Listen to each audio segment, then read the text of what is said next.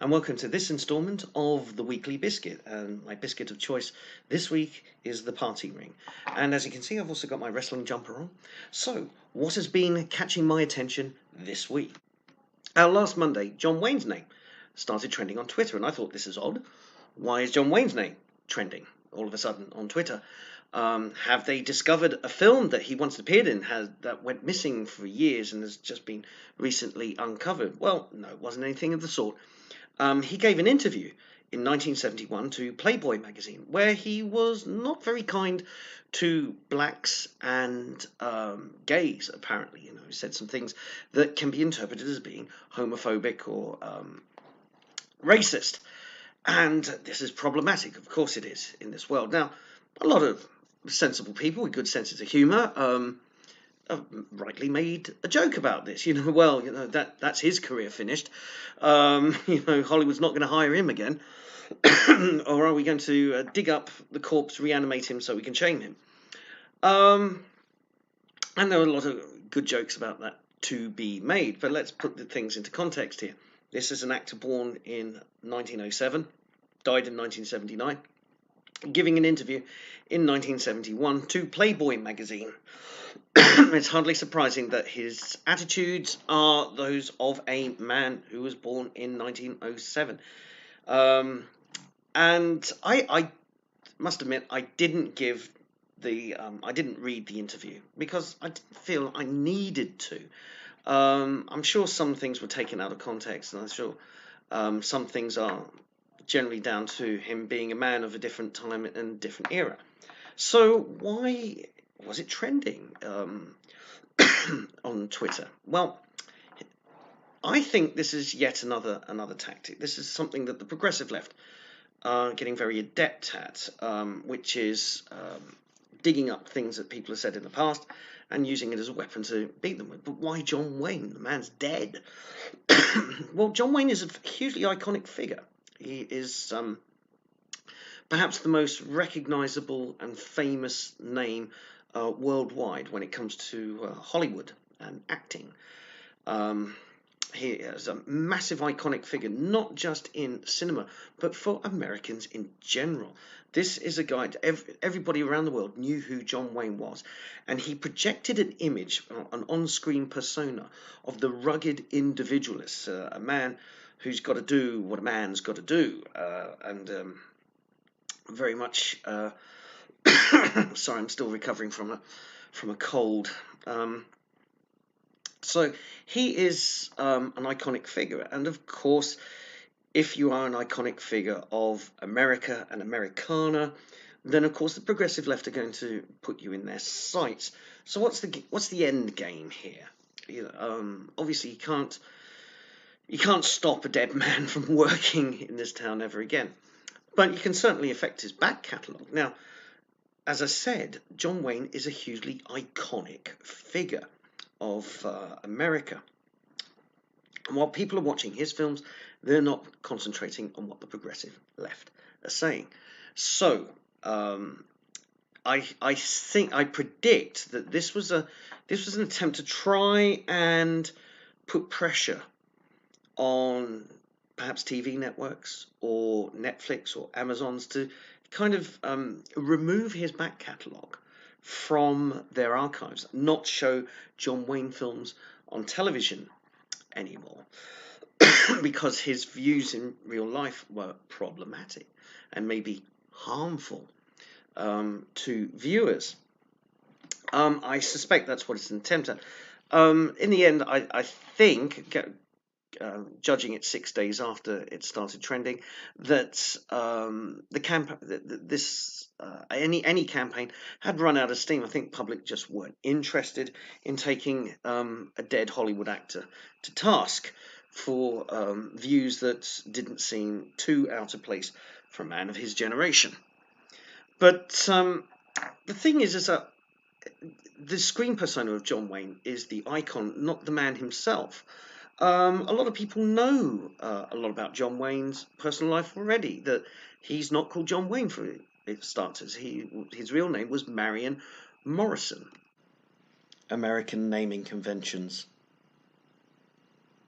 and also for an actor who played a lot of starring roles in war movies.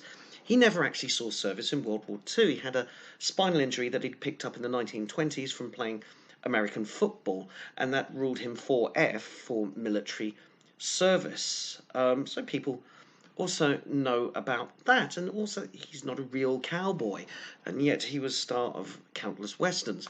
So we already knew with John Wayne that the actor himself and the screen persona were very different, and the fact that the screen persona was extremely manufactured, but that persona struck a chord not just with the American public, but with the rest of the world, who took him as a kind of the definitive American screen archetype. So I don't think the public will fall, but be warned, I think this is an attempt, and you might see it with other Hollywood actors of the golden age, actors perhaps Jimmy Stewart or Clark Gable, if they can dig up aspects of their past that seem problematic in the current age, then it might be used as an excuse to kind of let their back catalogue be permanently shut into storage and not available for public consumption. But I still think that the American public and pretty much people around the world will still always regard John Wayne as the Duke. Another thing that caught my eye this week was the three Conservative MPs, three Conservative MPs who broke away from the party to join Chuka Urenu's independent group to form TIG, the independent group, or Tiggers, an apt term because they bounce around the landscape, annoying everybody and being completely oblivious as to what's going on in the world around them. And it was no surprise that Heidi Allen, Anna Soubry and Sarah Wollaston quit the Conservatives to join this group. One wonders why they joined the Conservative Party in the first place, seeing that their ideas and political values seem to be at odds with the majority of the party.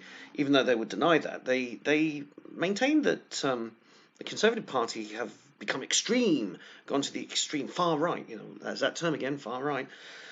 And it's quite weird because the Conservative Party clearly hasn't gone to the far right. It's composed mainly of Eurosceptics who've been in the party for goodness knows how long. As long as the Europe issue has been live, there have been Eurosceptics. And then there's the big wodge of Conservative MPs who are kind of in Europe but not run by Europe sorts, the types that think they can still reform the EU from within, but who have grudgingly gone along with Brexit, which I think is the vast majority of the Parliamentary Conservative Party. So it really hasn't lurched far to the right. It's just that it's not being EU federalist. And let's call out the independent group. Chuka Urenu's been saying it's all about a new kind of politics. Where have we heard that phrase before? And a different way of doing things. And the old model is broken. But what he's saying is pretty much the model as it has been since the early 1990s. It's still a kind of very pro-EU, patrician, we know better than you, we're the smart suits, you're not, kind of attitude. So why is he saying that this is a new form of politics and it's trying to make a new model when it clearly isn't making a new model? And for the next phase of this piece, we have added cat. So it's not a new model at all. In fact, if you might say that Labour and the Conservatives are trying to find their old selves and that are trying to divest themselves of this kind of Blairite, Clinton-esque third way that has dominated British politics for about 20 years now. So looking at the polling data, it looks like the Conservatives are slightly more popular now that those three have left. Labour's still struggling because it's both Marxist and anti-Semitic at the same time. TIG has entered into public voting intentions with 11% ahead of the Liberal Democrats. And it seems to me that I must do a piece on this one day about where I think the Liberal Democrats went wrong. It's about 1987 when the Liberal Party joined with the Social Democratic Party because they thought that there was nothing to separate the two parties ideologically. I would argue that there were the old classic liberalism and social democracy were not as compatible as people in the 1980s thought it would be. And the effect has been to render the third party, the Liberals, turning them into a very nannying social democratic party. So I think the SDP ended up having more of a negative effect on the Liberals than the other way round. As I said, that's a subject for another day, but you can see this kind of social democratic movement, we know better than you, is kind of coalescing around the independent group, ironically named, seeing that one of their goals is to put Britain into a federal EU. So watch this space. I will add that another MP this week quit the Labour Party, Ian Austin, but he's refused to join the independent group because he doesn't agree with a lot of their policies. He is more upholding the decision of the British public in the Brexit referendum. So he won't be joining the TRG, which further underscores that TRG's purpose is purely to get Britain back into the EU, probably by any means necessary. And its 11% approval rating is probably catering to mainly London, middle class, cappuccino and ciabatta eating elites, as they are known. So anyway, let's watch this space from see where that group goes. And the other big cultural story of this week is the ongoing saga of Jussie Smollett. I think now he's been arrested, now the amount of evidence that shows that he did stage an attack against himself for kind of publicity purposes. The facts are coming out now, and we're getting a better idea of what happened. And it's interesting to see how the media narrative has changed since he has been arrested, and it looks fairly certain. Can never say that because he hasn't had due process yet, still innocent technically, until proven guilty. We must always remember that principle. But the evidence is pretty overwhelming at this point. So assume, for the purposes of this video, let's assume that this evidence is correct and he is guilty, even though he has not had his due process yet. Okay. So it's interesting to see how the media are dealing with this. And most of them are kind of backtracking little bits at a time, sort of cautiously backtracking. I think the progressive left media are cautiously backtracking for the most part. Some of them are, like Van Jones, are saying, well, there must be extenuating circumstances. There must be something going on. So he's troubled. That's the that's the line. And that line is taken even more to excess by Don Lemon. Don Lemon saying, I was sort of trading on a friendship with Jussie Smollett. I phoned him a lot, he says, and just to see how he's doing. And Lemon's pushing this idea. He's a gay black man, and Don Lemon's a gay black man, and the injustices against them are real, and so we must bear that in mind before passing judgment on Jussie Smollett. Allegedly paying two people he knew to stage a fake attack and then blame it on MAGA hats wearing Trump supporters. So Lemon has been very egregious with this, sort of almost dismissing the overwhelming amount of evidence that show Jussie Smollett is guilty of what he has been accused of. And Lemon's coming up with all these excuses and trying to twist it round, saying, he may have done this, but it's because the environment out there with you lot is so toxic. Now, contrast that with Trevor Noah on The Daily Show. Now, both Noah and Don Lemon, I think, have been guilty of race baiting in the past and playing identity politics on their shows. But what's interesting is that Noah has basically accepted that the evidence against Smollett is so overwhelming, he's not going to make excuses. In fact, he did a very good comedy sketch on The Daily Show, where it's a kind of mock documentary about the what had gone on with Smollett, and it was very near the knuckle, and uh, using the evidence that's emerged as the basis for the comedy sketch. And it's interesting. There's Trevor Noah, a comedian, who's been more truthful about this case than Don Lemon, the journalist. Let that sink in. Look, normally I hate Trevor Noah. I don't find him funny. I don't find his comedy funny. But I'm going to give him kudos on this one. He has done the right thing, and he's ended up making something funny. So, yeah, I think Trevor Noah got it right this time. So we shall see where this goes. But it's interesting that the Smollett case is now forms part of a trilogy of how the progressive left media is falling apart after Kavanaugh and the Covington Catholic boys' school misreporting. The media jumping the gun and creating a narrative before all the facts are in. And this is where journalism has gone wrong. It's not that this is what appears to have happened. It's people, journalists and commentators in mainstream media have been passing judgment and acting as if they have full possession of the facts and they can tell you the full story before those facts have even come in.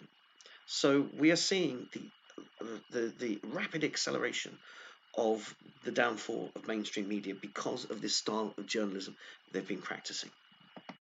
Speaking of sporadically funny American comedians on the political left who fancy themselves as activists, there's Bill Maher this week, who made some derogatory comments about people who live in red states, those states that vote Republican.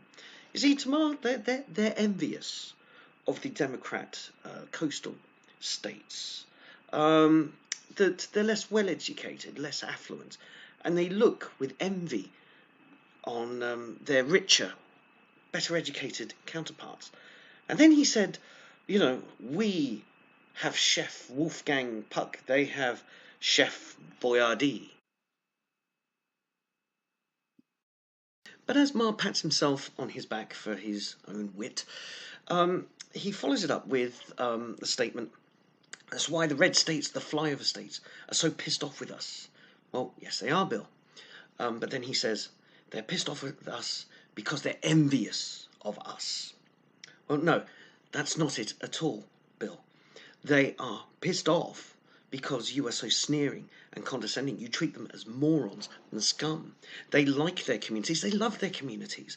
They want communities, right? They are attached to the land. They've lived there, raised there, hopefully worked there. And they're sick and tired of people in California and New York and Massachusetts and the state of Washington just looking down at the huge section of America in the middle and saying, you're not worth it. We're embarrassed by our fellow countrymen. And this is an attitude that Maher and the rest on the progressive left and in Hollywood and in New York, this attitude that they have of treating people with contempt. And they think that they can win people over with this message time and time again. And we've seen it in elections, and we've seen it in referendum results, and we've seen it in public opinion. This strategy does not work. And the fact that Maher thinks it still does really takes the biscuit.